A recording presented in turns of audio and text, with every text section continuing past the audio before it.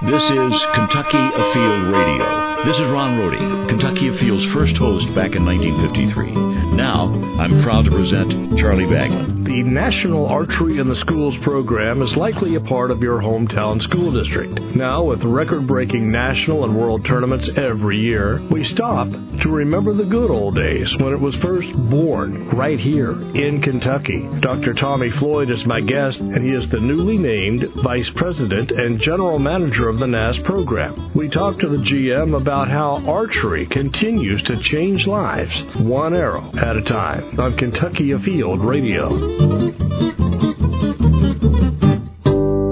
Boys were in trouble. A true story. And it sunk right out from under us. Perfect for duck hunting, but not for a swim in the middle of a river. My hands were so cold in a matter of seconds that I couldn't pop the clip on my waders to get them off. There's no time to react when your world just sinks out from under you. 3 hunters, 2 survivors, 1 reason. Your life jacket's got your back. Your Kentucky Department of Fish and Wildlife reminds you, your life jacket's got your back, and the backing of sportsmen on winter water everywhere. Why do you keep checking the rearview mirror? Is somebody following you? Well, just everybody on the highway. Shouldn't you be worrying more about the road ahead? To all the cars behind me, I am the road ahead. My actions set the pace. If I dawdle at green lights or if I don't pay attention, it affects the whole road. And that's a whole lot of hungry people. This Thanksgiving, wherever you go, be alert, be a leader, and be ready for those who aren't. Paid with federal funds through the Kentucky Office of Highway Safety. Welcome to Kentucky Afield Radio. My name is Charlie Baglan. What if you could sit down and have a conversation with Henry Ford? What if you found yourself on the same park bench with James Naismith, inventor of basketball? Well, this is exactly how I feel when I have a guest on the show from the National Archery in the Schools program. Even though it's popular nationwide and around the world, it was formed right here in Kentucky, established by people we all know. Some of the first kids to ever shoot NASP archery may have been right in your own neighborhood. This is the early days, the infancy of this sport, NASP. The archery program shot its first arrows in Kentucky in 2002. Today we go inside archery with Dr. Tommy Floyd. He is recently named the Vice President and General Manager of NASP. Dr. Floyd, welcome. You are right in that Kentucky was the birthplace of the National Archery in Schools program, which had very meager goals in the beginning, but has since expanded to include over 2.23 million students last year involved and over 14 million students to date. So you think about the 13,000 plus schools that are enrolled. So, it must appeal to a whole lot of diversity for it to continue to grow at the rate that it's growing from those meager days when they just wanted to look at starting a middle school archery program. Let's talk about those meager days. And when were they? Well, approximately 2002, NASP began as a joint venture between the Kentucky Department of Fish and Wildlife, the Kentucky Department of Education, Matthews Archery, and they, of course, wanted to come up with an idea for an activity that would increase engagement for students, but they also wanted to give those students exposure to an activity which would lead to outdoor pursuits. I remember one thing that President of NASP, Roy Grimes, told me, and this was going years ago. He said, Charlie, I am trying to grow NASP, and I'm doing so through the Kentucky Department of Fish and Wildlife. And if I do it through them, people will listen to me. If I were representing an archery company or a bow company, they'd say, well, they're just trying to sell bows. So I think it has worked out well. Oh, I think it's been amazing, and especially if you think about NASP launches every single day in a public school or a homeschool affiliated. Those fish and wildlife relationships that are created between the coordinators, like we've got an excellent coordinator here in Kentucky with Patrick O'Connell. He's done a great job of picking up and moving it forward from where it began. It was already very strong by the previous coordinator. The relationships between a middle school or a high school teacher of some variety and a fish and wildlife person, they would never get to meet if it weren't for NASP. And those people develop a relationship of support. And I think, again, regardless of where you're talking about, it has been a good combination. It's not like you're new to NASP. You have been a part of NASP since the earliest days, and now you're the new Vice President and General Manager. That's a new office for the national group. No, I'm not new to NASP, and throughout my educational career, I just finished 30-some years in public schools. I started in 1985. I have been involved with it just right after it began. I was a high school principal in Somerset, received an email from then coordinator Jeannie Richardson about my potential interest in becoming a NASP school. I remember how excited I was because I was a bow guy and an outdoors person, and thought about what it would do in my small school district to expose kids to archery, Olympic-style target archery. They were very clear about that, and I knew that if it were a supported activity, something I could take forward. So I talked to my superintendent, and then I talked to my community, and I never will forget, I made flyers, and I went and put them on car windshields at a large dove hunt that I knew was going on, and so it was in September. I had my money to order my kit by Friday. I had my kit 2 weeks later. They delivered it in the rain on a big truck. We went to the first Kentucky state tournament at the horse park, and we shot in the horse park facility there on the indoor type venue. I'll never forget, we had two kids. One was an unlikely character. She wouldn't talk to you. She wouldn't look at you. There's been stories written about her since. She won the state and what that did for her. And then, of course, I had a younger gentleman, a young man named Taylor Cundiff, who could shoot the eye out of a gnat with a with a Genesis bow. And as a third grader, he went on to win the state several times and was one of the best elementary archers I think's ever been in NASP. And that's quite a mouthful because there's been several. The very next year, I had 167 kids show up on the first day of practice. We moved to the National Archery. I shot them in waves out of the bleachers. If we had a snow day, we'd practice. I'd put it on the radio. Kids would show up. We were on to something. And that's great. When I left Somerset, I went to Madison County, where I was assistant superintendent, and I introduced a brochure to all the principals at the time. And it wasn't but a couple of years I had become superintendent. We had NASP in 17 schools. We had several thousand kids. I could stop at a bus stop, and kids would get off of a bus and be carrying a bow in a case, getting off their school bus, going into their school. We would have tournaments in Madison County, and it was so popular, the parking lot would be full from the road to the school. We'd start the tournaments. These are just fundraising tournaments to get to go to state and nationals, and the bleachers would be full, Mama and Papa, Mom and Dad, uncles, aunts, neighbors. We'd start shooting on Friday night, and we couldn't get them all shot till Saturday evening. We'd take a break and go home and go to sleep and come back the next morning and shoot again at 9 o'clock, 8:30. It was amazing. It's amazing how archery can compete with the popularity of basketball and football. Well, we had a baseball tournament going on, and they couldn't find places to park because of the archery parents. It was really a neat thing. Somewhere along 2006 or 7, I got on the national board and was exposed to a lot of the history and all the things that the nitty-gritty of what had gone on before. The vision that Matt McPherson had at Matthews Archery, the vision that Tom Bennett and Roy Grimes, Kevin Stay, and several other people had to have this program, and it has far exceeded their expectations. And this new opportunity after my retirement from public education, we've talked about it again and again and again, and it sort of sounds like a broken record to us, but to the outside person, it's unbelievable that over 12,000 students can show up at a single tournament and be run through safely. Almost half of those are female. Yeah. 42 different states last year. You know, one thing that excites kids about this is that they are engaged. One thing that excites teachers and coaches and high school school administrators and parents about this is that it gets kids engaged. What about band and football and baseball and all the other plethora, the whole plate? Talk about those in general, that if you're involved, if you're engaged, how much better you can be in life. Well, I think all kinds of research shows. I think in my own state, Kentucky has done a great job of increasing the kids that are ready for post-secondary something. College and career ready has been the term Kentucky has gone with. To be able to be proficient in numeracy and literacy skills to where you can enroll and be successful in a post-secondary class, or you possess some skills and attributes to be prepared for a career and technical step after high school or military step after high school. A lot of times that depends on engagement. The thing about archery, it is so attractive to the kid that gets on the bus in the morning and gets off the bus in the afternoon. You have a disengaged kid. They may never be a discipline problem. They may never open their mouth, but they're not into school. They have nothing to engage them in school. You have to understand the number of children in this country who do not get encouraged. They are invisible in many ways to a lot of people. The Vice President and General Manager of the National Archery in the Schools program, Dr. Tommy Floyd, is my guest. We'll get back with more after the break. This is Kentucky Afield Radio.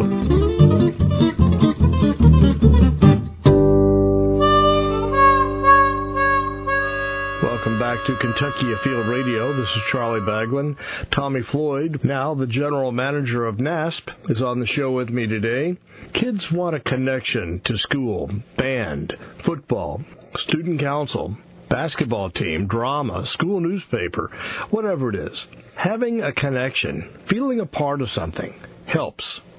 Elaborate on that. Yesterday I read a story. This kid walked into this gym, and this athletic director, PE coach, was setting up their archery activity for the day, and the kid asked, do you care if I shoot a couple arrows? And the coach stood right beside him and let him shoot some arrows, and the kid was pretty good.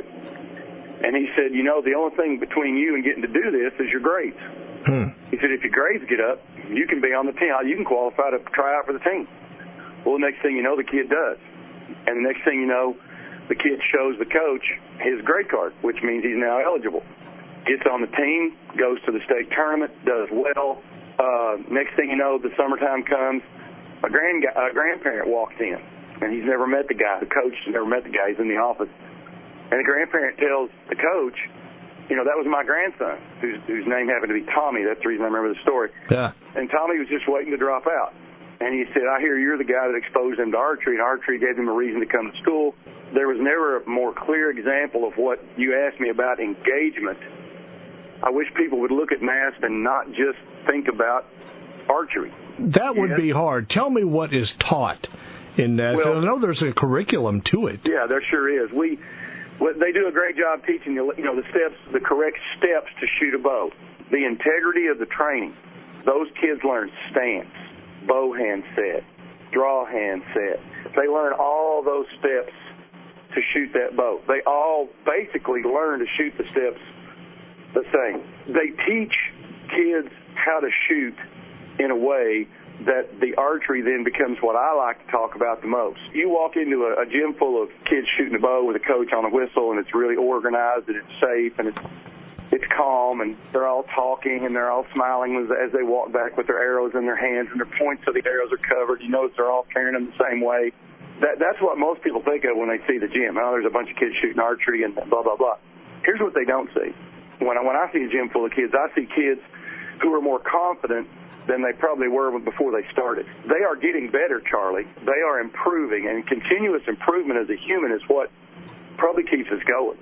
I mean, you have to understand the number of children in this country who do not get encouraged, who do not see improvement that is manifested to where someone recognizes them for it.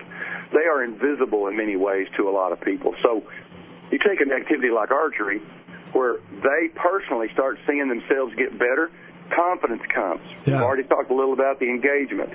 Gives them a purpose. There's the ability to be on a team. There's collaboration. There's the likelihood that I'm going to reach out and help someone who's struggling with a bow skill that all of a sudden I didn't know I had. And before you know it, we're talking about more than archery. Of course, in the archery practice ends, that coach has an opportunity that he didn't have before. And this is the key, Charlie. He has a chance, or she has a chance then to talk to them about life, responsibility, communication, honesty, sportsmanship. Those are future employability skills when I go to that job interview someday. That may be the only avenue in my whole public school or homeschool curriculum where somebody talked to me about those soft skills. And why did I listen? Now, I know the teachers talk about it in class, but why did I listen to my archery coach? Because archery is dadgum fun, and I like doing it. And I want to keep doing it, and I'm going to do whatever it takes to keep shooting. That's what we find. I hope when people see a gym full of archers, they don't just see kids shooting bows. They see kids that are probably getting better at being who they are and who they're going to be. Is there a classroom portion, or is there a textbook part of this that may teach history or the... If you understand the world of a teacher in a middle school, elementary, middle, or high school, they work in teams a lot, especially in middle school. They work in teams a lot. So if you give them an opportunity or an outline, not step by step, but an outline, teachers don't want it step by step. They want an outline. They want freedom to work on that. If you give them some interdisciplinary ideas, science, math, social studies, language arts, maybe for a week to 2 weeks, they're doing some things together collaboratively to where the kids are excited. They're doing PE and archery, but the science guy can talk about kinetic and potential and speed and so on. Math can do all kinds of things. Language arts can talk about everything from expressive writings on what they felt as an archer to some type of another expressive paper. Social studies can study the history of the bow, the history of the bow in the world, how the bow's, there's just limitless things. But the point is, when you teach kids about anything, you've got to decide what do I want them to know and what I want them to be able to do. Your question about the curriculum on how to shoot the bow, that's what I want them to know. But then what I want them to be able to do is take that knowledge and start putting it with new knowledge they get and creating something totally different they didn't have before that exposure. Let's talk about baseball for a second. They will trade for a player who is said to be an impact player. They will come on that team and make an immediate difference. Is that what Tommy Floyd brings to NASP? What is the first thing you think that students and parents and teachers will see because of you're now more involved? Well, I hope I'm a guy they can talk to about how they feel about what they're experiencing. I think a long-time administrator, you criticize everything you do. But a lot of times people don't know that you've really tried to listen to the very people that are being affected by the decisions your organization's trying to make. I think we're going to make a conscious effort to have some advisory groups going on between NASP educators and NASP students. That's going to be centered around an opportunity for some online communities that we're going to work up. I'm going to try to work really hard at capturing student voice. Charlie, I think people who capture the voices of their students really understand how to improve. And I think we're looking for every possible way to make NASP better for the kids that were already engaged in it and new ways to expose kids that have never heard of it. And at the expansion that NASP is experiencing in new places like Saskatchewan and U.S. Virgin Islands and others, looks like they're finding out something about it. Talking about kids and their voice, do the student archers have a voice? Do they have a say? Can they speak up and say, I think this we should do, or maybe make this change? How are they taken into account? Or has it always been adults making those choices? You're right.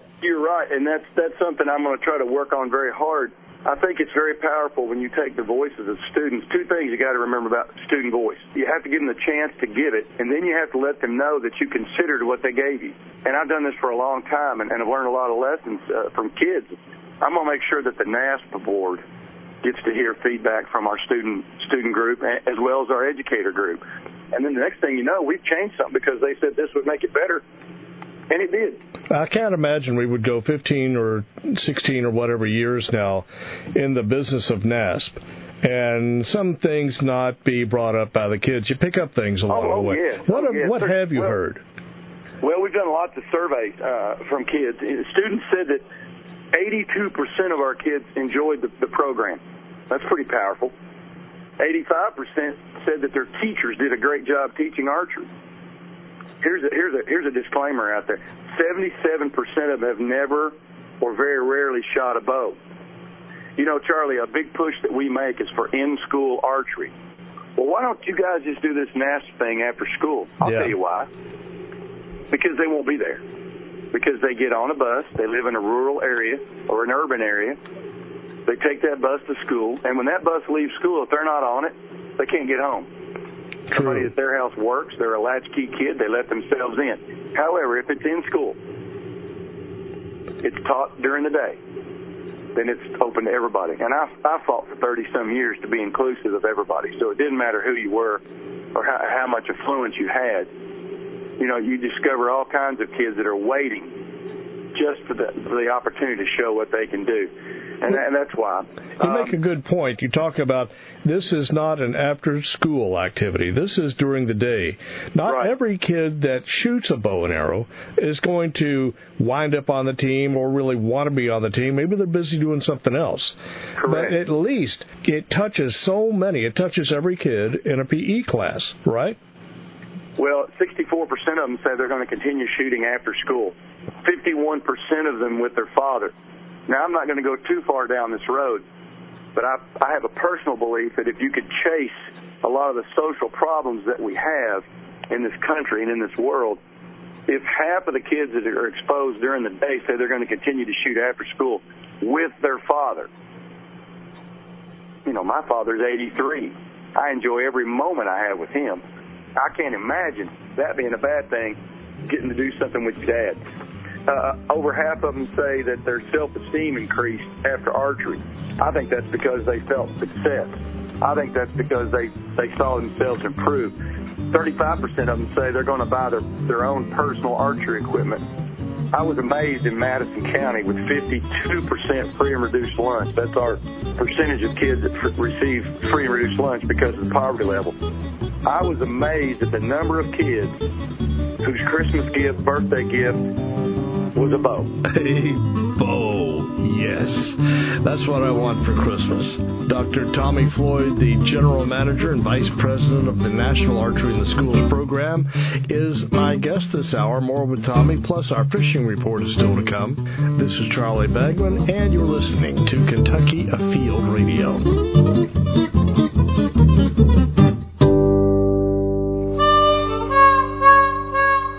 This is Charlie Bagman back on Kentucky Afield Radio. If you have friends that are interested in the National Archery in the Schools program, maybe you'd like to email them the link or want to hear this show again, all you have to do is go to Facebook and put in the search box Kentucky Afield Radio and like us, and it's right there. You'll find the weekly link, and you can go back as many weeks as you want. You'll always find the link. Another place to look is on iTunes, where our podcast. Also take a look at myhuntingandfishing.com as well as YouTube. Just put Kentucky Afield Radio in the search box. Got our fishing report now. This is Rob Roll in the Northwestern Fishery District. Both main reservoirs, Rough River Lake and Nolin River Lake, are in the process of their fall drawdown. Water temperature is somewhere around mid to upper 50s. Both reservoirs, bass are fairly shallow from on the banks to about 4 to 5 feet. They're hitting well on a variety of rattlebaits, spinnerbaits, and crawdad crankbaits.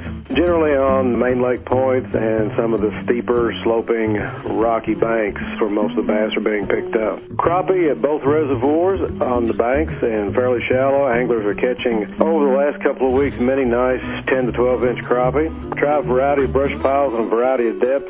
Sunnier days are going to be more shallow. Minnows have been out producing jigs the last couple of weeks. Be safe on the water. Always wear your life jackets. This is Jeff Crosby with the Central District Fishing Report. Largemouth bass are being caught at Taylorsville, Harrington, Gist Creek, as well as several of our small lakes, Elmer and Beaver Lakes, by throwing jerk baits or crankbaits along banks, especially ones that are associated with a creek or river channel. A few crappie are also being caught at many of these lakes, fishing live bait, crappie tubes or jigs when fished in 5 to 15 feet of water. Key in on the fallen trees that are closely associated with creek or river channels. Also, a few fish are being caught suspended within standing timber at Taylorsville. Finally, trout have been stocked across the district. West Hickman Creek, Dix River, Floyd's Fork, as well as many of the Finn's program's ponds and lakes have been stocked with trout. So grab a pole and enjoy some great fall fishing. At Kentucky and Barkley Lakes, lake levels are close to winter pool 354, and so there's always the cautious when you run around the lake this time of year is to watch for those bars and those stumps. In this cooler water this time of year, you'll probably find more fish suspended. That's bass and crappie. They're going to be suspended off of your primary and secondary points. What's a primary point? Those are those points out on kind of on the main lake at the mouth of the embayments, where your secondary points are those points inside the embayment. But basically, you're looking for that little bit deeper water where there's a little bit more current around those points. Fishing for bass, suspended jerk baits, maybe even an Alabama rig. Again, presentation is slow. For the crappie, they're suspended out there in the flats and along the creek channels and at the points. Again, presentation would be minnows and jigs, just fish them slow. Well, this is Paul Reister, and I hope you find a good day to go fishing. I remember back in school, I wasn't exactly Mr. Popularity. Wasn't a part of the basketball team, wasn't on the track team, didn't play football. But archery, I could have been a part of an archery team had the Carroll County school system had it. Of course, nobody had it back then. Today, it fits right in with many ways that kids can stay connected and motivated in school. More on that subject in just a sec. I've never seen anything like this. I can't believe I waited so long. What will you say? My heart was pounding. This is Kentucky. It's deer season, and it's outstanding. 237 record book deer in the last 5 years. Modern gun season opens November 14th, with archery season open now. What do you say? Yeah. I can't believe I made the shot. Get your license and deer permit now, and take aim on the thrill at fw.ky.gov. Into our second half hour now on the subject of archery in the public school system. Homeschool, too, for that matter. Tommy Floyd, the newly named General Manager and Vice President, is on the phone with me. Tom, you came by your love of archery naturally, and I know that you were just humiliated just yesterday by some fall gobblers. There's just something about fall gobblers, Charlie. I've taken lots of hens and I've taken lots of jakes with a bow, but that old longbeard last night, right at 7 o'clock, 7:05, I had 3 longbeards, and they came down really close to a jake decoy that I had sort of hidden in the grass and was moving, so they couldn't see him real plainly. And they do what they do. They got to within 50 yards. Took them an hour. I watched them for an hour. And then they stopped. And then just for good measure, they went ahead and putted to let me know they were coming no further. They like to humiliate you. They like to rub my nose in it, and they did last night. It was my only shot opportunity. But, you know, it was a beautiful Kentucky evening yesterday. I heard lots of waterfowl flying over there along the creek. I was up on a big ridge. I did see 2 deer before I got out. I'm not a giant deer hunter, but those turkeys have been something. And, of course, the bow, see, with the bow, you get all fall. So if you have a time, you have a day, a weekend, you can pursue those birds. And of course, as an archer, you do a lot more visual appreciation of the turkeys than you do the harvest. But I quit being a guy that worried about harvest a long time ago. Let's chat some more about your list of projects. I have been privy to it some, but I know that they are going to cross paths so often. Let me just rattle off some of this. Okay. And tell me what comes to mind. You have the State Coordinator Outreach Communications, an educational advisory panel. We think there's some real value, especially in what we're wanting to do, to do some different kids recognition opportunities, some different awards throughout NASP for kids and ways to recognize them. We think there's a way to harness the current needs of teachers, and who better to ask than the people who are going through the day. You know, they're teaching all day long. And then there's some of them coming after school to offer those archery after-school experiences. How can we help improve our communication or ordering or coaching access to specific tips and tricks that they need? How do we identify best practices across the United States, from Mississippi to California to Maine? There's a lot of wisdom out there in the field.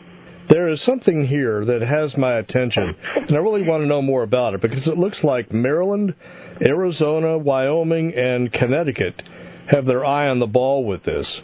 Well, we're just trying to target some places that we want to look to try to see, you know, how we can do some things differently. And I'm right now in the process of communicating with people identified in those states, and everything's really early, and they don't know me yet. They're going to. Let me ask you this quick question. Have we had ever any schools drop out?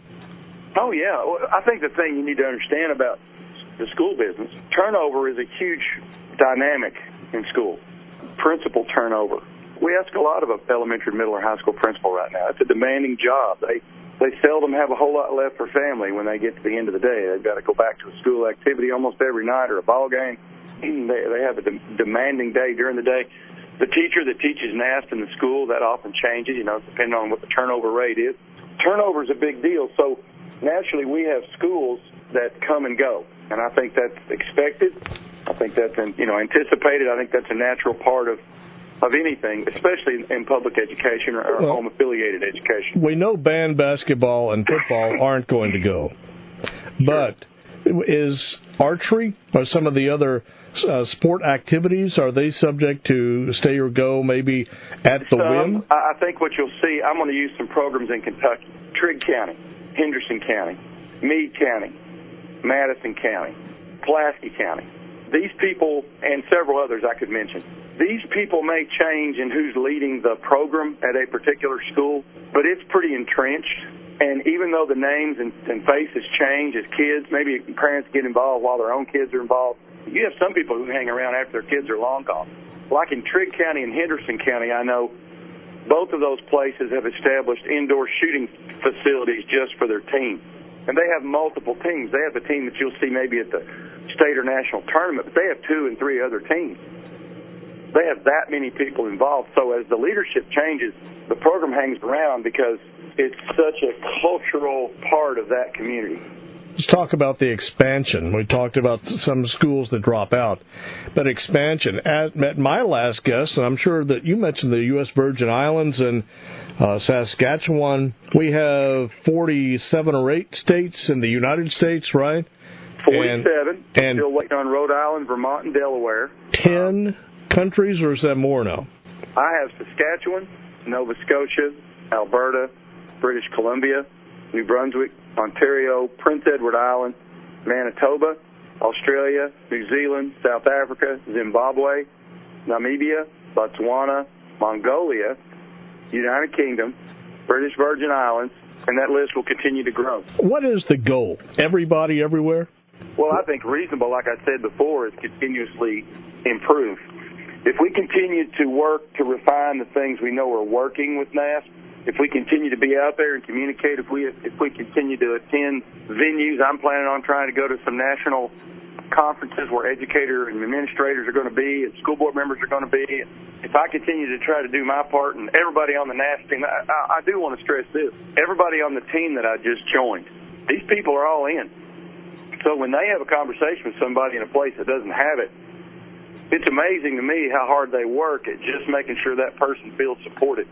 That, Charlie, is why it will continue to expand. There are several people that you see at the state and national tournaments and the world tournament.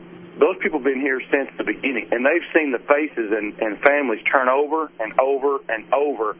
But the big difference between the state tournament today or the national tournament today and the national tournament 5 years ago, expressions are the same, the experience is the same, maybe better, and we're going to try to add some things to the tournament coming up about student recognition that's going to hopefully make it even better for kids. And plus it's safe. Let me ask you this. Safer than ball sports. Let me ask you this. You have to commit, and I say you, that would be a coach, a school, administrators. You have to spend money. You need to make time in your day. There's a commitment for time and money to gather a team together and keep it going through the year. What does it cost, and what kind of time commitment is a coach or a school looking at? Well, I think why do you have any activity at any school? For engagement of kids. You can't get the cart before the horse. It's great to have a program of X or Y, but you have a program at your school because you want to engage your students. You want to give them extracurriculars. We've got an excellent commissioner of athletics in the state, Julian Tackett, and he talks all the time about the athletic endeavors being an extension of a classroom. We cannot let the tail begin to wag the dog.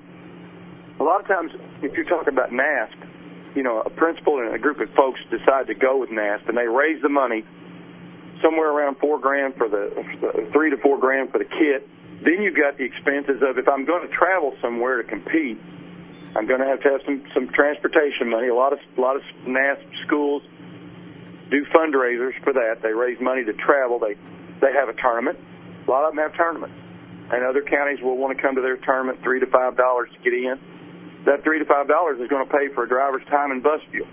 A lot of times they'll get sponsors in their community to help with the cost of the team shirts. And I love, you and I have talked about this before, we love the creativity of the school shirts that continue to amaze us at the national and world tournaments. There are some cool shirts out there. There are. And those kids are obviously excited to have those on. Some school districts offer a stipend to the teacher that teaches NASP. Some school systems don't. As a superintendent, I established a stipend for my NASP folks, and I actually had a coordinator because I realized the number of kids. But you take the band program, you think of especially if they have a large band, like in my county has two very successful bands, the amount of hours and time and effort put into that.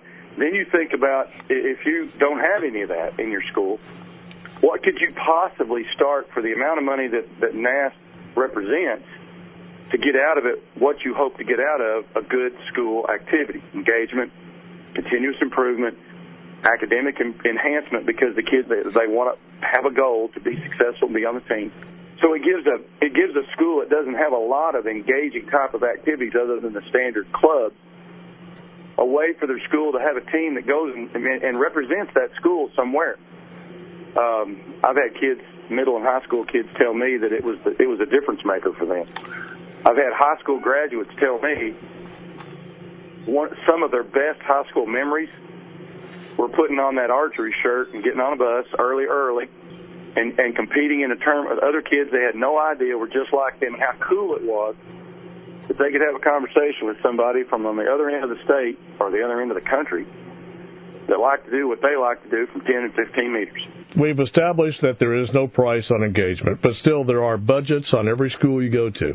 Right. So my wife is a first grade teacher, and she would love for her school to do it. It's a smaller school. They have the facilities. They have the interest. Budget is an issue. The Department of Natural Resources or Fish and Wildlife agencies have given startup grants to schools. I have a feeling around $3,000 is what you're going to need to have available. Somewhere about in there.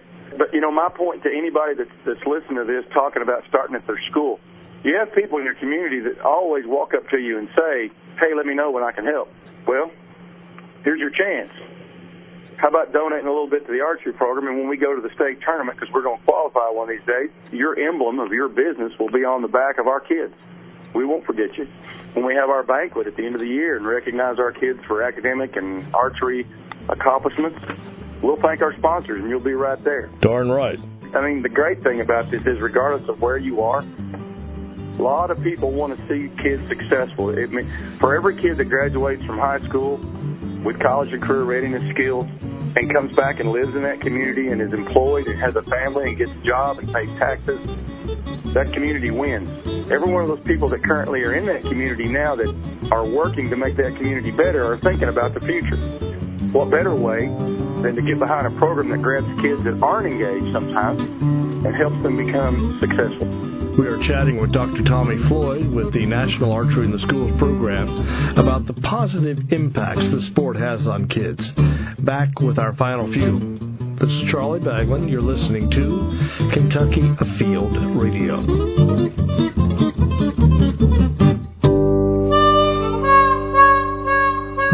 Back on Kentucky Afield Radio. This is Charlie Baglan, here with our final few minutes with Dr. Tommy Floyd, the Vice President and General Manager of the National Archery in the Schools program. We call it NASP for short. To the best of my memory, there has never been a quote-unquote general manager of NASP. It's always been operated by President Roy Grimes and his right-hand man, Mr. Kevin Dixon. NASP leadership is now one man stronger with my guest today, Dr. Tommy Floyd, who spent 30 years in public education. He was a teacher, a principal, superintendent with Madison County Schools, and chief of staff, that means second in charge, of the Kentucky Department of Education under Commissioner Holliday. So tell me, Doctor, I hear my first grade teacher wife comment on occasion about core content, core curriculum. I don't know if this really applies to archery, but it might. Even for something as simple as 2 + 2 = 4, you're teaching a whole lot more than just a few numbers. Explain, please, what that is. Yeah, I know, without getting too deep into it, the whole idea about a core anything, let's talk about standards. Standards comes down to what do I know and what am I able to do. When you look at those steps of archery success that we talked about earlier, how to actually shoot the bow, I need to know those, but then I need to be able to demonstrate those. If I'm teaching a musical instrument, if I'm teaching you how to throw a football or a baseball, if I'm teaching you how to serve a tennis ball, there are certain steps, certain core concepts that you need to first understand and then be able to apply. No different than when your wife is teaching little ones how to do anything. Put together a word from letters, tie their shoes, all the way up to the senior or junior that's working on a chemistry problem. There are certain things I need to be able to know and then be able to apply them. We want everyone to understand that we first ask, what is it we want kids to be able to know and be able to do? Well, in archery, we want them to be able to master those steps. We want them to be able to think safety all the time. And then along the way, if they master the steps, they're going to experience growth. They're going to start hitting the center of the target because they're focusing on their shot sequence. They're focusing on how they shoot the Genesis bow. Archery does have core fundamentals that we try to teach. I remember a conversation, this was back in the 90s, between a young man named Commissioner Tom Bennett, the Kentucky Department of Fish and Wildlife, and I can't remember exactly who all was there, but Hunter Education and maybe some others said, it would sure be neat if we could get some interest in archery out there and get some intramural competition. That was the term he used, intramural competition, and just see where it goes. Maybe get some kids interested in archery and they'll do more in the outdoors. And I don't know if his thought on that was any more than a dozen or a couple of dozen schools around Kentucky. But look where it has grown. Yes, sir. That is amazing. Now, we're going back 20 years probably to that conversation.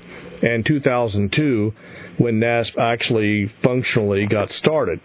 But still, I think we're in the infancy, despite as large as it is, and how NASP has grown now with your inclusion, bringing this education aspect to it. How's it feel to be a part of such a huge enterprise here in the earliest days of it still? I'll tell you what I want to make sure I get across. This thing's bigger than any one of us. And as I've watched people come and go, anytime that NASP and what it did for kids became secondary to anything else, they usually didn't last long. There were some people who had some real vision back in the day.